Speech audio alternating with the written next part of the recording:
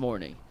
Jay, we mentioned it with John, but the Guards have won 5 in a row. They've won 25 of their last 35. They swept the Blue Jays in front of a record. Not record, that's a lie. A sellout crowd is what I meant to say. Yes. Essentially in back-to-back-to-back games. This team's red hot. They're hitting home runs left and right. For the panel, how in the world can you explain this home run surge the Guards are on? And it can't just be a new coach. It can't just be that, can it? No, it is that simple, Jay? Earl, G? I think it can. I think it can be that simple. I think that Stephen Vogt is a guy that just got finished playing baseball 2 or 3 seasons ago. That clearly came into the situation with a plan in place, and he also hired the right people around him to help execute that plan. I think that everything that he's done since he's taken over as the Guardians manager has them with the second best record overall in baseball. And it's normally mind-blowing when you do things like this with a rookie manager. But in this situation, when you got a guy who just got finished playing and you got to consider that he actually played, I believe, I don't know if he played or not, like under the new rules that's in place now, but he has vast knowledge of what the rules is. I just think he came in here, man. John said he might have talked to Tito. He came in here with his own plan in place. The players brought into what that plan was, and then you see them executing it on a normal basis. Now, as far as the power surge, and they hit 6 home runs against Toronto over this last 3 games. I heard Andre Knott talking about it on a broadcast. We all know it's hot as hell outside. Yep. And the ball was just simply carrying further and further. I saw it in my game Saturday. We know with the renovations. Just screaming off the bat. But I think it can be, Mike, as simple as Stephen Vogt is in here with a plan, and they are executing the play to perfection, seems like. I think it's a 3-part program. One is the fact that and when you construct ballparks, teams traditionally construct ballparks around their team and what they're known for. Like if you're Yankee Stadium, the short porch in right field, Colorado, all that good stuff. So I think that's one thing that they're finding out. Hey, we might want to keep this going. We might do a couple more renovations out there as well to see if we can get this thing to keep going out the jet stream. 2, they have organizational commitment to turning things around, and they found out that they was just backwards. Like, this is welcome to the 2024 baseball. The Guardians were backwards for years. They tried to do it a different way than everybody else was doing it. They figured out, you can't win by just playing that way. And so they're like, okay, let's change the way we have our approach. And then 2, or last but not least, they got the horses. Jose Ramirez, healthy this year. He had the wrist thing last year. Naylor is showing you more power. He's coming off one of his better years last year.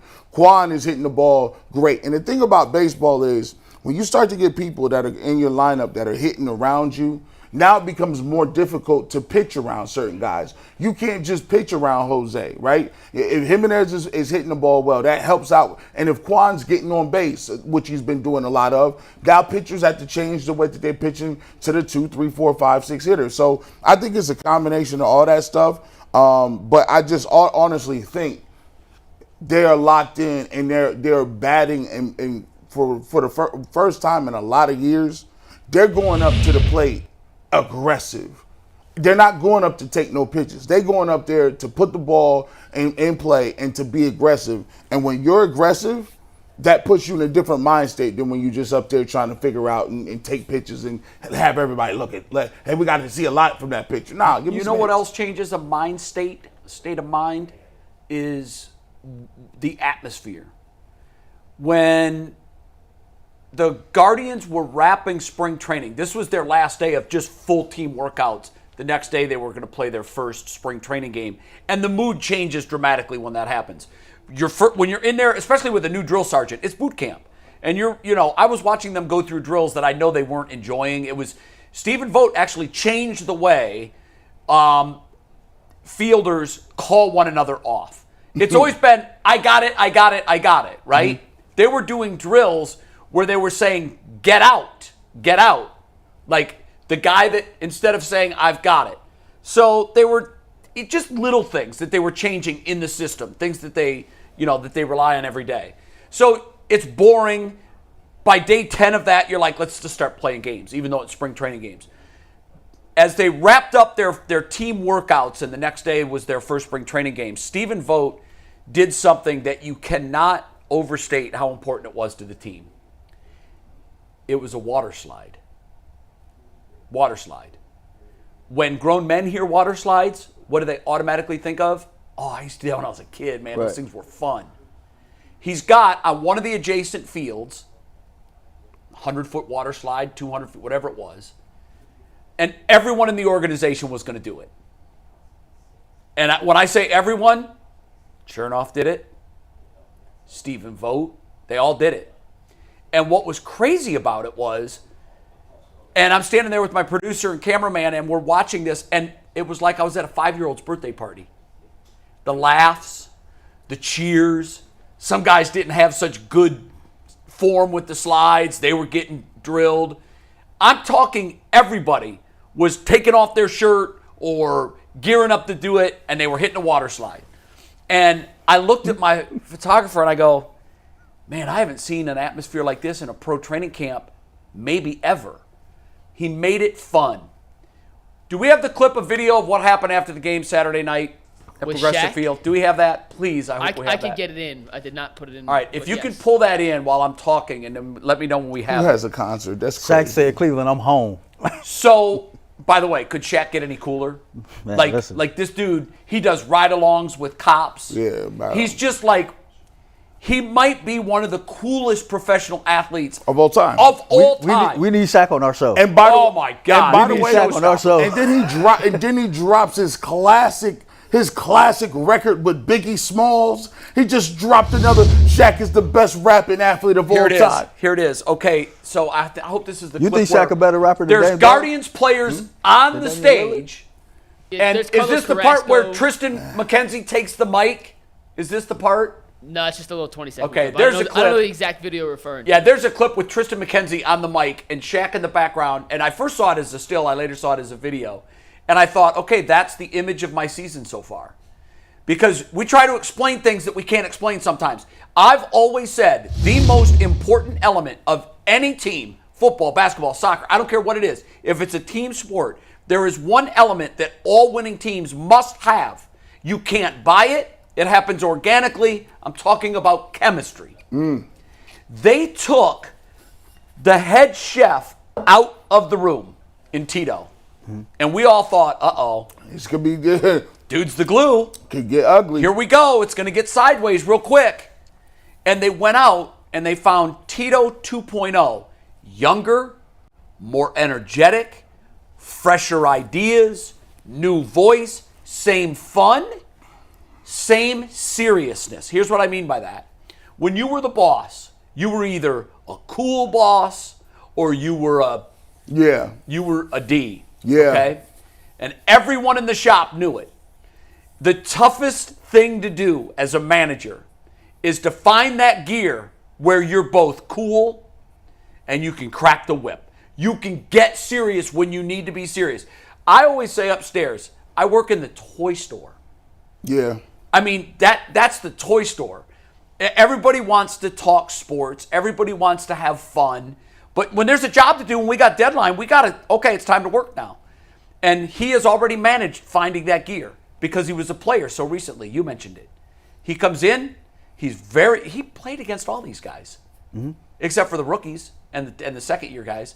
He knows them. He's one of them. What's impressive is he's able to do it. One of the things is, if you go I went from being like an associate to a manager, and then you're like, okay, you have to somehow flip that switch. That's hard to do in the same organization, by the way. Very hard to do because you're they looked know at you. as, oh, he's cheap, but he cool. He cool. Like That happened to me at the Justice Center.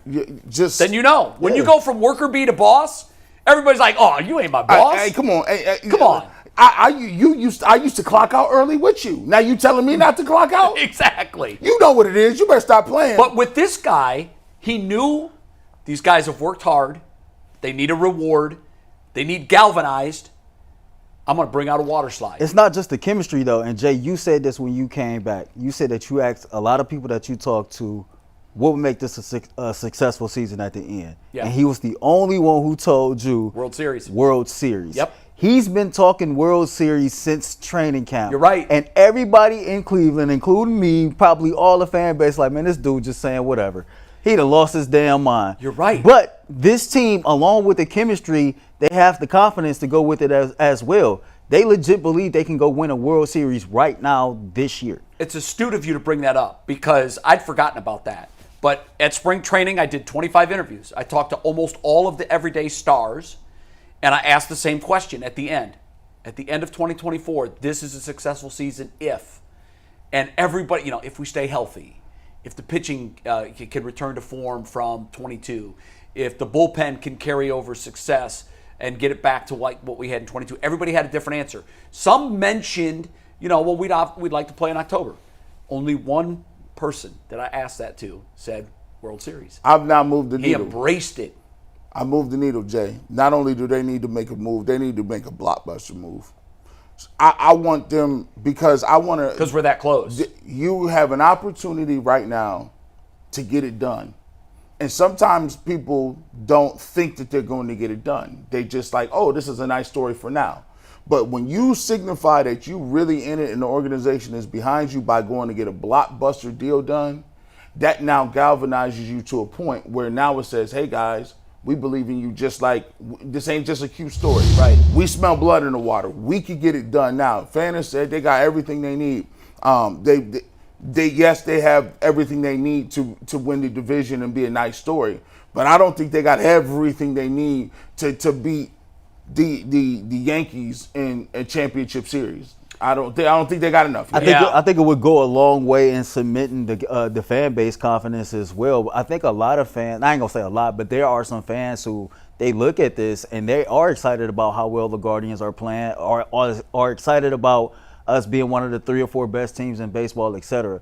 But there is a portion of our fan base that believe the bottom is going to fall out or the Guardians are going to get to the... Well, they've been Cleveland sports fans for a long right. time, and that's usually the last chapter of the book. Exactly. And so if the Guardians can go out here and make a blockbuster move or make a quality move or two, I know Bull has mentioned the pitcher numerous times from the Marlins. A guy He just got put back Yeah, in no, the he's not an injured option now. list. He Okay, can't okay. stay healthy, and But- I've read a lot where they're not moving him. I'm in that with G. I think at this point, you have no reason not to. You have no excuse not to. You got a rookie manager that has a team with one of the best records in all of baseball. You told us that you was putting this young-ass team back out here to see what they can do, right? Okay, I got to give you your kudos. So far, they've proven. But we still need holes. We still have holes. We still have things that we need to, get fixed and assess.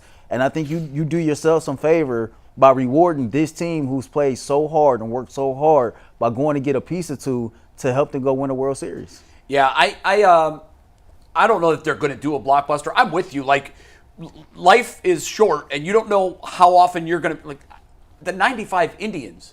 I'd have to go back and look. The mid-90s Indians. I don't know if this late in the season they were still going 2 for 1 on the wins to loss ratio. I mean, they're not quite there. They'd have to win their next 3 to be for a 2 for 1. But that's very, very hard to do. Yeah. It's literally like, a hitter to hit 400. You go 1 for 3, your average is going down. You go 1 for 4, man, you really take a hit. Well, when you're trying to win 2 for 1, you've got to win every series. And that's really, really, really difficult to do. They have, for the most part, done that. There's very few series where they've just gone out there and been flat for the whole thing. A blockbuster would be great, but even do what the Rangers did last year. The Rangers were like, we're in. The Rangers are funny. They were a funny study last year because Houston owns the state of Texas when it comes to baseball. They always have.